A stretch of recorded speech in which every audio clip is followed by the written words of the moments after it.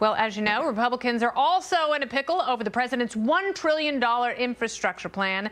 In a nutshell, they don't want to spend that kind of money. So today the president met with more than a dozen of the nation's top CEOs, and we're told President Trump is trying to build support for some kind of private sector fund to help repair the nation's roads and bridges. White House expected to release details of the plan in May. So would some help from the nation's business leaders help win over conservative budget hawks? Well, let me bring in my chrome finish party panel tonight.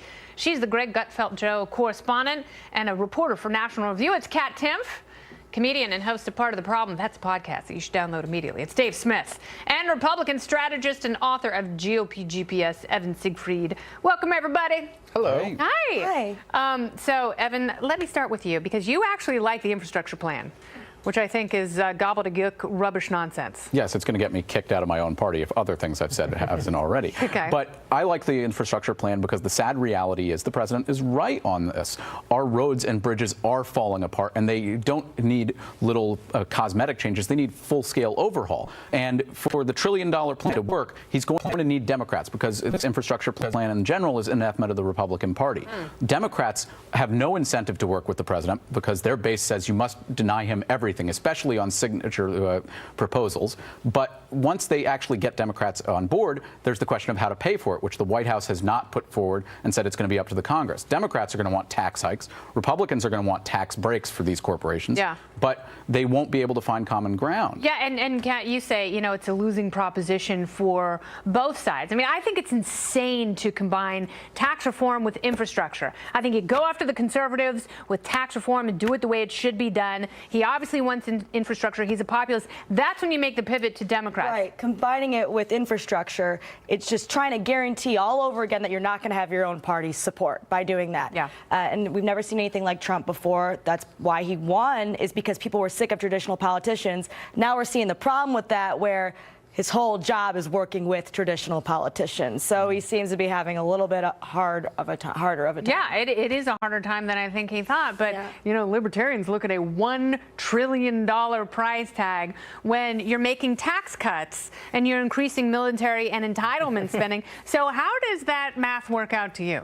Oh, I mean, the math works out to leave us with the biggest debt in the history of mankind. Look, the United States federal government spends more money than any government in the history of governments has ever spent. Wow. The idea that we're going to say we should add another trillion to, and you can call it infrastructure spending or investment or whatever other term you've come up for it now, that we're talking about cutting taxes versus increasing spending. We're talking about whether the government that spends more than any government in the history of the world can take a pay cut or whether they should get a pay increase.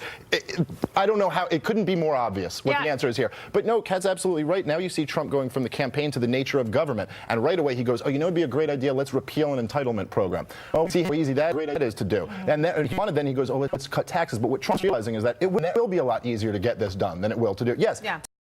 Increased spending will be easy, and I bet you he'll end up getting something. Yeah, and both parties are addicted to spending. President Obama only got, you know, just shy of $700 billion in infrastructure spending, and that was after a big fight. But, you know, here you have, because taxpayers are really going to get hosed here, because he's going to offer tax credits to all of these big companies. That's why he's meeting with the CEOs. And then if there really is a public-private partnership, as there is on several toll roads across the country, particularly in Southern California, taxpayers end up paying the toll on those as well. So they've already paid the tax bill, which, you know, offsets the tax credits, and they're paying the tolls. It's kind of lame. Well, the Trump administration is also running into trouble over funding for the border wall. Democrats say they're not going to approve one single penny for it. Fiscal conservatives, they're also balking at the multi-billion-dollar price tag. And today, Attorney General Jeff Sessions made a trip down to the border in Arizona to pledge support for officers and agents working along it.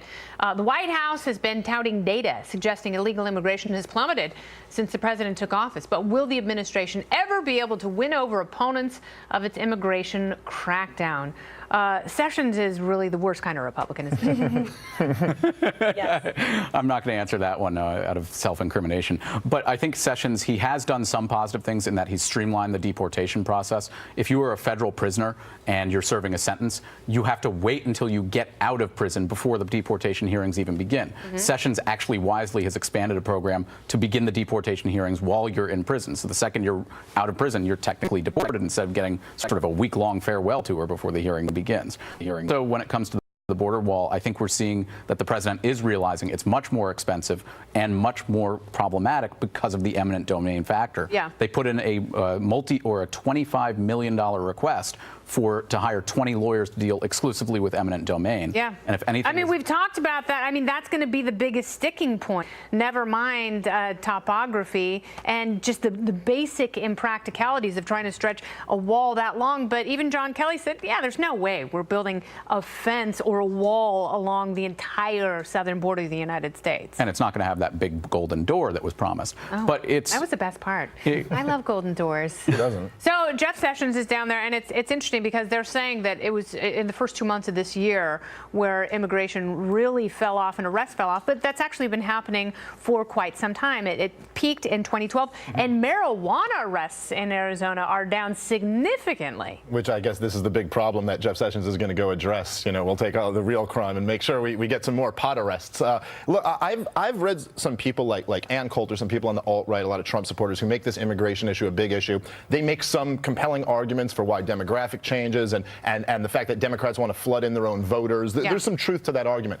The problem is none of these government policies can address it. There's not a chance. I mean, if you think some wall or any government policy can stop the demographic changes, or as Ann Coulter points out in her book, the second generation immigrants, I mean, we would have to turn America into such a police state that you would negate all of the benefits of living in a Western society, and then you'd basically be in a third world country that they don't want us to turn into. Or visiting a Western society. Right. I mean, you have, especially if extreme vetting means that the government can take your phone and check out all your social media sites before you step foot in this country. It's like an advertisement against tourism. We will actually stop the problem of immigration because we'll make America a worse place to live than Mexico, and people won't want to come here anymore. Mexico. I like it. Kat?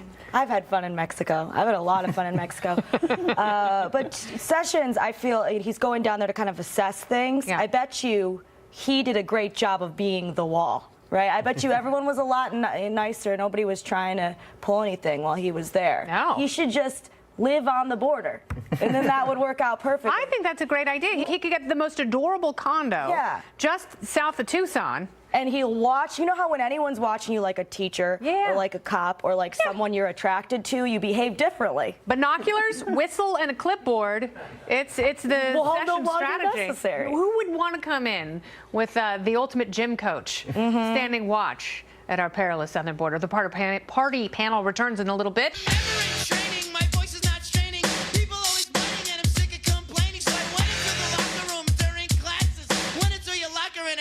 Glasses. You're from Sea Caucus. What an insult. Welcome back. The CEO of United Airlines might be the next person to get dragged away after issuing a tone-deaf statement regarding the viral video showing a bloody passenger getting yanked off a plane. Oh my God! Oh my God! Oh my God! No! Just kill me. Kill me. Kill me. The CEO released a statement saying, "This is an upsetting event to all of us here at United. I apologize for having to reaccommodate these customers." Reaccommodate? That looks like Tony Soprano reaccommodating a business partner. The airline is getting slammed on Twitter, and United lost close to $1 billion in the stock market today. The stock's been, it has since bounced back, but is it time for the embattled airline to reaccommodate their CEO? The party panel is back. Kat Timpf, Dave Smith, and Evan Siegfried. Kat, I will start with you because I fly United way too much. And I see this and I'm wondering, like, how does it get to this point? Okay, now the New York Post is saying that this doctor who was yanked off the plane had his medical license taken away for 10 years. Maybe he did some weird stuff, maybe he didn't. But you can't assume that a passenger has a nefarious past and then treat them accordingly. There's absolutely no way these security officers would have known that that guy had a checkered past. That's so much worse than getting beaten up on the plane, is having all of your private, personal life, have everybody know about that. That'd be the most concerning thing for me. Reaccommodate, you can't use that word. There's nothing accommodating. That's like being one of the people who, you punch someone, you say you try to rearrange their face. Except that's a joke, and they're basically doing this seriously. So, time for a firing and a sale. They should do a sale. on, vacation packages. They absolutely should. I'm flying United tomorrow, and I'm kind of looking forward to it because I feel like at some point I should throw a fit just so I get a big fat certificate for future travel. Well, tomorrow's probably the best day to fly United because they'll be on their best behavior. Yeah. They obviously picked the wrong passenger because this passenger in particular was like, yeah, I'm not getting off the plane. You can do whatever you want, but I'm not getting off the plane. And to get to that level, at what point are you in the middle of that and you go, no, this is okay, this is fine? Well, I was at a Seder last night, and we came to the 4 questions. Yes. And these could be applied here. How is this flight different from any other? That's really and you can see that the way airlines treat passengers, they treat us like cattle and a product, not as human beings. And the security and the Chicago police absolutely highlighted this. But we're and that's why this resonates, because this but could it's be even anyone. worse I in mean, the if you've 24 ever hours been after. taken off a plane or deprived a seat or gotten on a plane and someone else is in your seat and they were there first, so you don't get to fly on that plane. Like, we've all had these disappointing issues with airlines. Put your seatbelt on because there's turbulence, and they will yell at you when it's like, I'm an adult and I can handle my turbulence how I choose. But what should really concern everybody is how United has responded since. In 24 hours, they put out 3 statements. First, saying this passenger voluntarily refused to leave the plane, so we had to call security.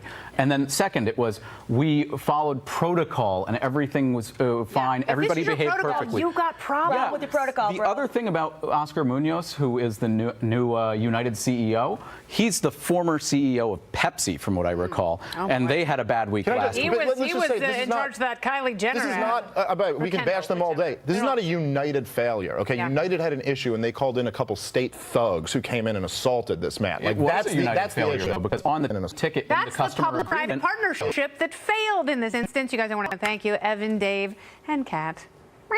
The only cat I like.